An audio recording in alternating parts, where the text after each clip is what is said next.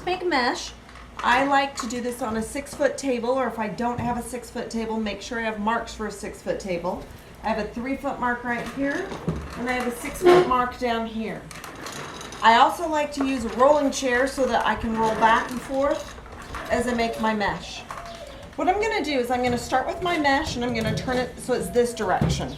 I don't want to leave it this way because as I do it, it has a tendency to roll back on me. So I'm going to turn it this direction and I'm going to add a weight. I usually use my wire cutters because I'm going to use those later. And then I unroll my mesh. And I will cut it here at the 6-foot mark.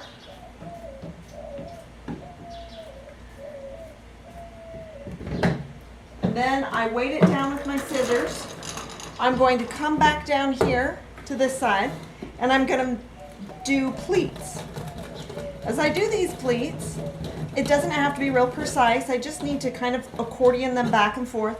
But what I do have to make sure of is that the outsides both go down so that my bubble bows down. If I end up going like this, I end up with twisted mesh on a tree, and I don't want twisted mesh.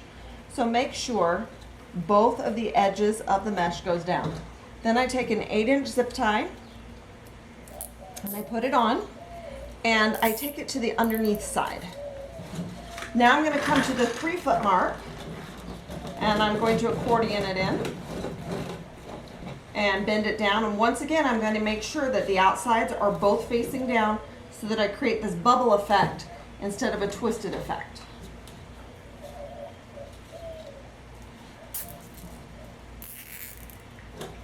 And then I will go to the very end and I will accordion it. Again, once again, both sides will always face down. And when I put my zip tie in, I take it to the underside. Also, when I do my zip ties, I want to make sure they're very tight. Otherwise, they will slide. Now, I've gotten 2 bubbles here, and I'm going to divide them here in the middle. And I will follow the same process of just doing an accordion with both sides facing down so that I have this nice bubble right here in the middle.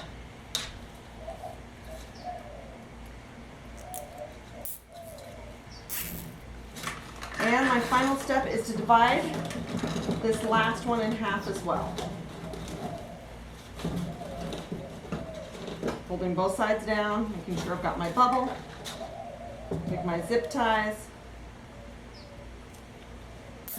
Face them underneath tightly.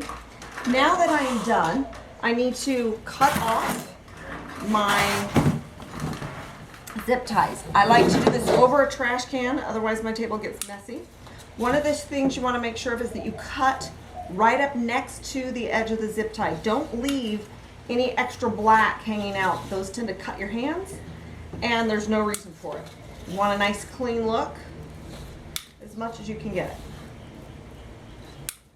Now our final step is to take our ends, and I'm going to cut them, but I'm going to cut them up about 1 inch. The reason for doing that is this tends to slide back through if you cut it right here by the edge. So I will cut it off at about 1 inch. So it looks like that.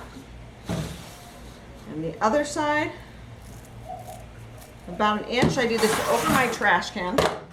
Now my mesh is ready to put into a box. We typically store our mesh so that it's flat like this. We don't want to mush it together. If we mush it together in a bag or shove as much as we can in a box, it'll end up getting twisted and it won't look good on a tree. So when you're storing it, you can put it in so it's tight, but don't scrunch it together.